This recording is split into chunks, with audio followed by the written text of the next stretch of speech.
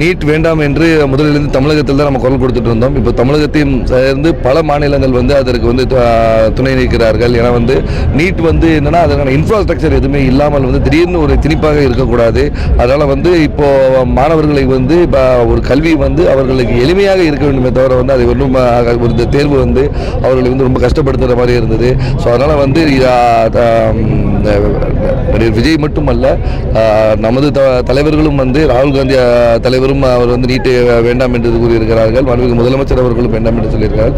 எல்லாருமே வந்து நீட் வேண்டாம் என்று கூறியிருக்கிறார். கூடிய விரைவில் வந்து நீட் தேர்வை ரத்து செய்யப்பட்ட இந்த செய்தி வரப்படும். ஏன்னா வந்து பாராளுமன்றத்திலும் வந்து நீட்டை பற்றி விவாதிக்க வேண்டும் என்று தலைவர் ராகுல் காந்தி அவர்கள் வலியுறுத்தி கொண்டு வந்திருக்கிறார். அதை பற்றி விவாதித்து அதற்கான முடிவு தரும் என்று சொல்லி கடந்த முறை வந்து பாராளுமன்ற தேர்தல் கூட்டத்தொடரில் நீங்கள் இந்த முறை அந்த வாய்ப்பு கிடைக்கும். போன முறை உள்ள இதுக்கும் இப்போ உள்ள கூட்டத்தொடரில் வந்து காங்கிரஸினுடைய நிலைப்பாடு என்ன மாதிரி இருக்கு? அதாவது ஒரு எதிர்கட்சி அந்தஸ்தோடு வந்து நாங்கள் பாராளுமன்றத்துக்குள்ள போய்கிறோம்.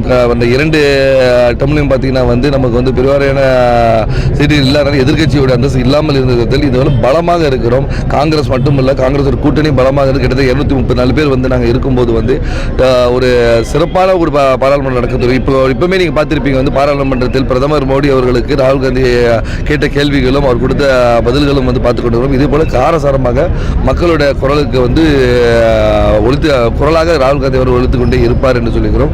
போன வாட்டி வந்த மாதிரி வந்து எளிதில் வந்து எல்லாத்தையும் வந்து எடுத்து திட்டங்களை கொண்டு வர முடியாது. விவாதிக்க வேண்டும். விவாதித்து ஒருமனதாக தான் திட்டங்கள் கொண்டு வரப்படும்.